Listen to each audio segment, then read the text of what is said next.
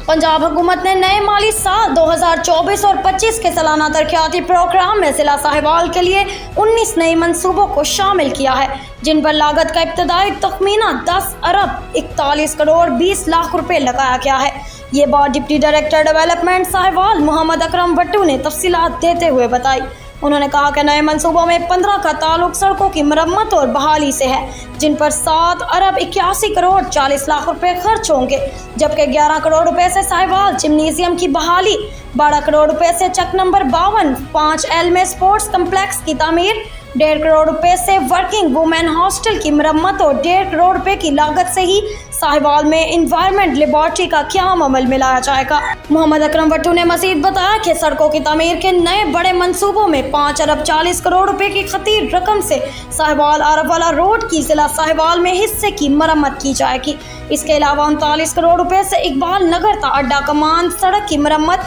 36 करोड़ 60 लाख रुपए से साहिवाल नूरशाह रोड ज़िले बाउंड्री तक की मरम्मत, 23 करोड़ 70 लाख रुपए की लागत से हड़प्पा कमालिया रोड दरियाए रावी पुल तक, 11 करोड़ 40 लाख रुपए की लागत से चीचावतनी कुमेर रोड, 13 करोड़ 80 लाख रुपए की लागत से अड्डा शरीवाला से बाईवाला बंगला रोड, 12 करोड़ 10 लाख रुपए से अड्डा बोटीपाल से जीटी रोड तक सड़क और 47 करोड़ 60 लाख रुपए से साहिवाल तक पुरानी चीचावतनी बरास्ता हड़प्पा म्यूजियम की तामीर और मरम्मत शामिल है।